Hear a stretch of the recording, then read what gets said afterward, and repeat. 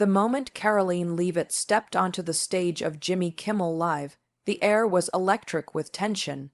She wasn't just walking into another late-night show, she was stepping into the lion's den. The audience, largely liberal, leaning, anticipated an awkward back and forth between the young conservative firebrand and the famously snarky host. But what no one expected, not the viewers at home, not even Jimmy himself, was that Karoline would leave the stage with the audience stunned, the host silenced, and her message echoing across the nation. It started with a smirk. Jimmy Kimmel, true to his brand, began the segment with a sly dig. "Ladies and gentlemen," he said with mock formality, "please welcome the only person who can smile through Fox News talking points without blinking, Karoline Leavitt." The crowd chuckled, but Karoline smiled politely, refusing to be rattled. She had come prepared. She wasn't here for applause. She was here to speak truth and defend her family's name. The interview began with political banter, expected jabs at her party, policy positions, and past interviews. Karoline answered each question with composure and conviction. Her voice was calm, her words deliberate.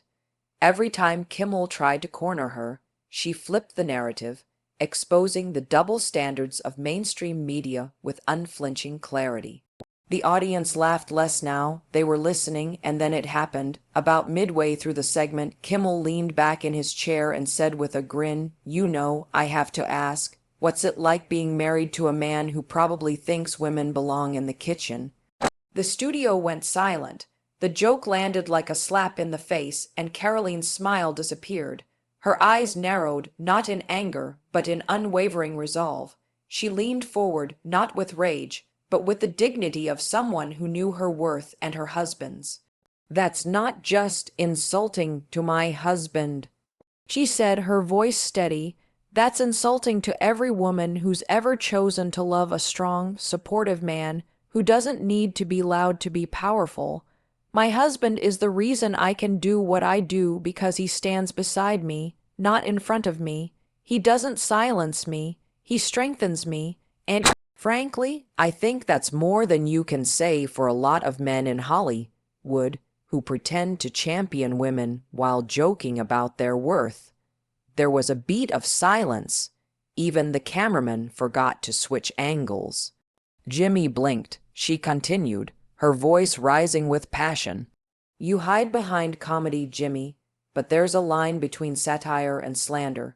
You can challenge my politics all day, I'm here for it. But when you drag my husband into it, someone who's not here to defend himself, you reveal more about your own insecurity than anything about him." A low murmur rippled through the audience, not of laughter, but of realization. "This is what women like me are tired of," she went on. "We're tired of being told we can't be smart, independent thinkers if we love traditional values. We're tired of being mocked for being wives, mothers, and professionals. And we're tired of people using comedy as a weapon to belittle what they don't understand." By now, the audience wasn't just silent. They were transfixed. "I'm not asking for your approval, Jimmy," Karoline said, her tone softening just slightly, "but I do expect basic respect. And if you can't offer that, then maybe it's not me you should be interviewing, maybe it's your own conscience." Kimmel, clearly thrown off, tried to recover with a chuckle. "Well, I guess I touched a nerve." "No," Karoline replied, "you touched a truth, and sometimes the truth doesn't need a punchline." The applause that followed wasn't thunderous, but it was sincere. It wasn't the raucous cheer of partisanship. It was the respectful acknowledgement of a moment that had risen above politics and personal bias. A young woman had stood her ground, not with fury, but with unshakable grace. And in doing so, she had made even those who disagreed with her stop and think. After the show, social media exploded. Clips of the exchange went viral. People from across the political spectrum weighed in. Some defended Kimmel's right to joke, but far more praised Karoline for her poise, her courage, and her refusal to let personal insults slide unchallenged. Political pundits called it a defining moment. Commentators who once dismissed her as another talking head began calling her a rising star. Even critics had to admit she didn't just win the argument, she won respect. But beyond the headlines and hashtags, what mattered most was the quiet moment backstage. Karoline walked off the stage, her heart still pounding. She pulled out her phone and called her husband. When he answered, she didn't say much, just one sentence. "He tried to tear you down to get to me, but I stood taller because of you." There was silence on the other end, followed by a quiet, "I'm proud of you." And that was the real victory, not the viral clip, not the applause, but the unwavering strength of a woman who refused to be diminished, and the man who helped her rise. The studio lights were bright, almost blinding, and the air was heavy with tension long before Karoline Leavitt walked on stage. The audience murmured in anticipation. This wasn't just another guest appearance. This was a clash of cultures, ideologies, and values. On one side stood Jimmy Kimmel, seasoned, sharp-tongued, and adored by a loyal liberal fan base. On the other was Karoline Leavitt, bold, unapologetic, a young conservative firebrand who had steadily risen to national prominence through intellect and conviction. Karoline knew what she was walking into. The producers had been pleasant enough, but their smiles were tight, their questions scripted. She had been briefed, prepped, and warned. "Jimmy will probably try to catch you off guard, stay light, be charming, don't get rattled." She had simply nodded. What they didn't understand was that Karoline wasn't afraid of confrontation. She had been navigating it her entire adult life. From her days as a college student defending her beliefs in overwhelmingly progressive classrooms to her first steps into the political arena, Karoline had never taken the easy road, and behind every public stand she took, there was one quiet, unwavering presence in her life, her husband, Michael. Michael wasn't a politician. He wasn't a strategist or a public figure. He was an engineer, brilliant, steady, and fiercely private. Where Karoline was bold and outspoken, he was quiet and grounded. Their love was built not on flash, but on deep respect and an unshakable bond. He supported her dreams without envy, championed her goals without needing credit, and gave her a safe place to rest when the world became too loud. That's why the moment Jimmy Kimmel brought Michael into the conversation mockingly, dismissively, something inside Karoline shifted. The first half of the interview had gone as expected. Jimmy made jokes. Karoline smiled, countered, stood her ground. They sparred over policy, traded jabs about party dynamics, even laughed once or twice. But then Jimmy leaned back with a smirk and said, "So, what's it like being married to someone who probably thinks women should stay quiet and make sandwiches?" There was laughter from a few in the audience, the kind that bubbles up more from habit than genuine amusement. But Karoline didn't laugh. Her smile faded, and her posture straightened ever so slightly. Time seemed to slow just for a moment. She didn't raise her voice. She didn't slam her hand on the table. But her response cut through the studio like a blade. "My husband," she began, voice firm and clear, "is the reason I can sit in this chair tonight. Not because he gave me permission, but because he gave me strength. He's never asked me to be less than who I am. He's never tried to shrink me to fit his ego. In fact, he celebrates my voice even when others try to silence it." The room grew quieter. Jimmy's smirk faded slightly. Karoline continued, "You make jokes to get a reaction. I get that it's your job, but let me be crystal clear. When you insult my husband, you're not just making fun of a man who isn't here to defend himself. You're taking a swing at every supportive partner who doesn't live in the spotlight, but helps someone else shine." A hush fell over the room. "There's this narrative," she went on, "that women like me, women who love strong men, who value traditional commitment, who speak out and stand up, must somehow be oppressed, that we can't be both powerful and devoted, That if we don't tear down our men, we're somehow not real feminists, but that's a lie, a lazy, outdated, destructive lie. Her voice did not tremble, her hands stayed calm in her lap, and yet her words pierced the air with undeniable force. I don't need a man to shrink for me to grow. I need a man who grows with me, and I found that in my husband. The applause started hesitantly from the corner of the studio, then it spread, slowly but surely, not the automatic clapping of a loyal crowd, but a genuine, stunned show of respect. Jimmy Kimmel, usually quick with a quip, seemed momentarily at a loss for words. He laughed awkwardly and said, "Well, I guess I struck a chord." Karoline tilted her head, a quiet fire still in her eyes. "You struck a truth, Jimmy, and sometimes the truth doesn't need a punchline." That moment, raw, unscripted, and deeply human, didn't just go viral. It exploded. Within hours, clips of the exchange flooded social media. On TikTok, Instagram, Twitter, and YouTube, millions shared the video with captions like "This is how you defend your values." And Karoline Leavitt just set a new standard for grace under pressure. Even prominent liberal commentators had to acknowledge the power of her words. Some disagreed with her politics but admired her poise. Others were simply shocked that Jimmy had crossed a line so blatantly and that Karoline had handled it without a trace of pettiness or victimhood. In conservative circles, the response was even more intense. Karoline became a symbol not just of a political movement, but of a larger cultural shift. She represented a new kind of strength, principled, compassionate, intelligent, and unafraid. She wasn't interested in canceling Jimmy or demanding an apology. She had already won by telling the truth and doing it with elegance. In the days that followed, she was invited to speak on major news outlets. She was asked to write op-eds, to appear at conferences, to share the full story behind her viral moment. But she didn't rush to capitalize on it. She chose her words carefully. She knew that moments like this came and went, but character lasted forever. At home, away from the headlines, she sat with Michael on their front porch. It was evening. The sun was setting, casting a golden glow over the trees. She looked at him, the man who had stayed up late to watch the show live, who had sent her a simple text afterward that read, "You were brilliant. I'm proud of you." He took her hand and said, "You didn't just defend me, you defended us." She nodded. "I didn't have to think about it.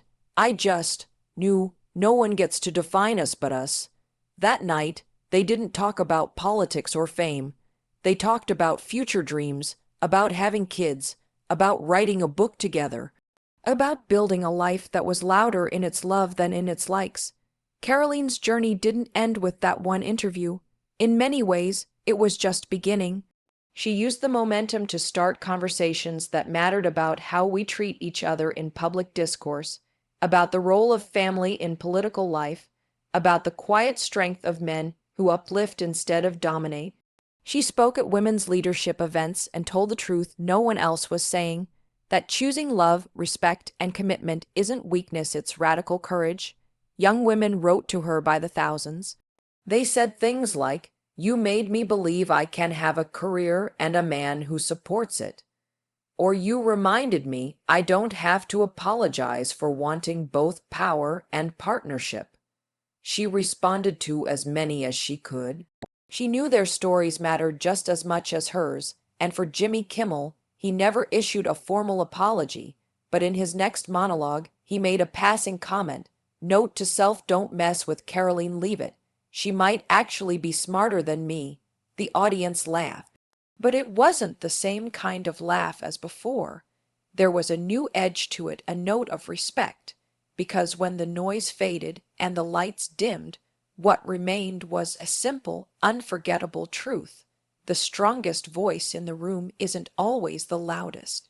Sometimes it's the one that refuses to stay silent when it matters most, not for applause, not for revenge, but for the people we love, the values we hold dear, and the dignity that no insult can take away. That night on national television, Karoline Leavitt didn't destroy her opponent with insults or outrage. She dismantled cynicism with character. She silenced mockery with meaning.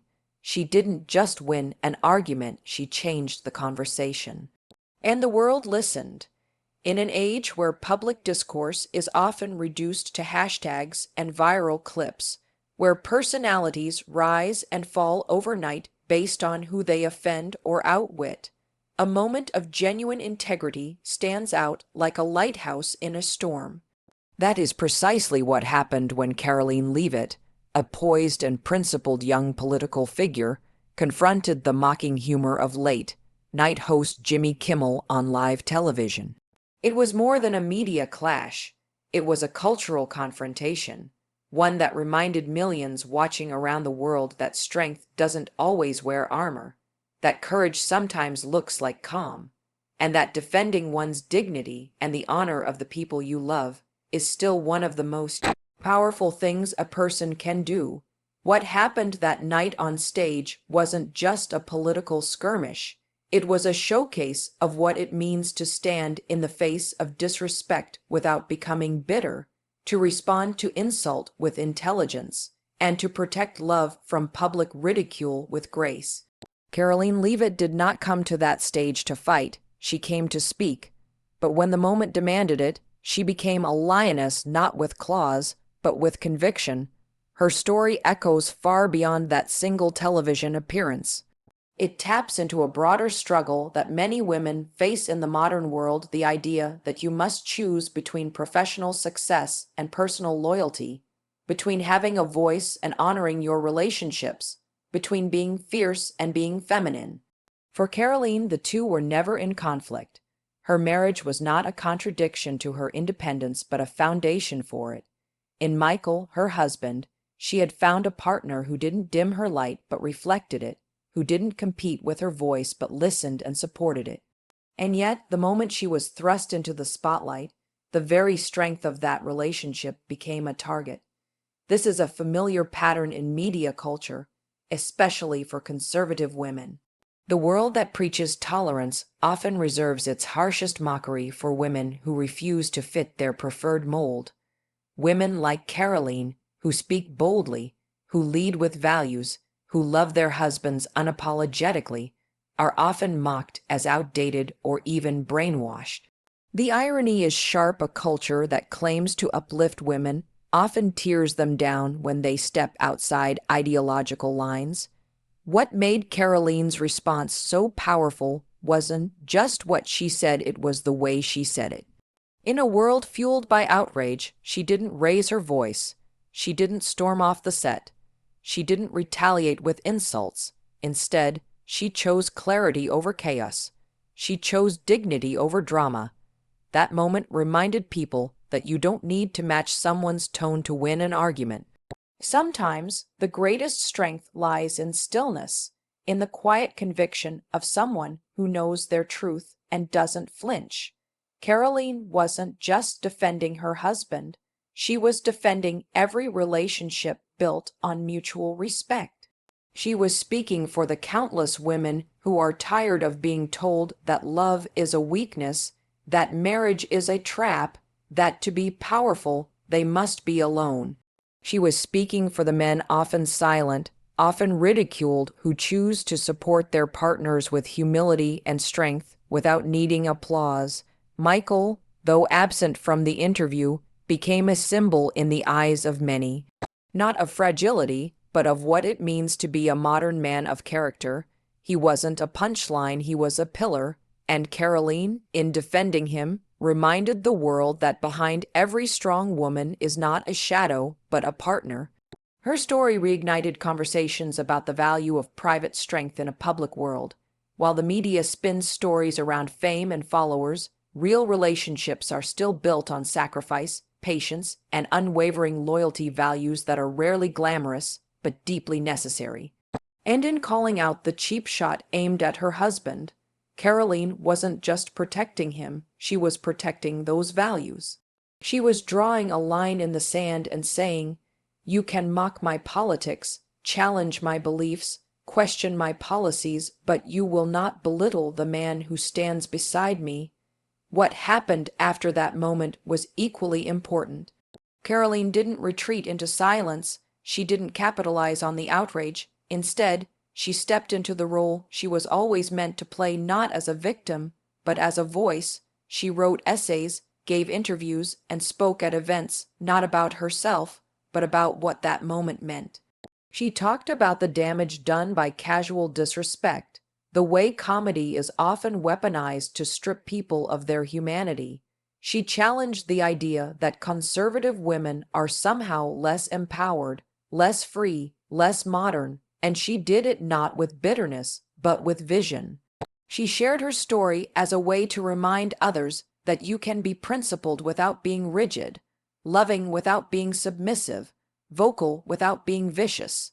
And she did it all while remaining grounded in the values that brought her their faith, family, service, and truth. Her message resonated deeply with women of all ages. Young girls saw in her a new kind of role model, one who didn't ask them to sacrifice their values to succeed.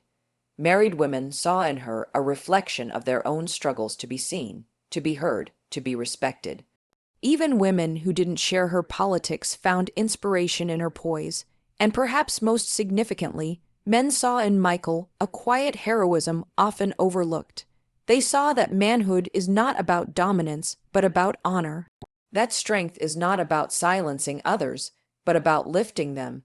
In a world where masculinity is often either demonized or misunderstood, Michael became a quiet counterexample, a reminder that good men don't need to be loud to be strong. And yet, this moment also exposed something troubling: how easily we laugh at love, how comfortable we've become with cruelty disguised as comedy.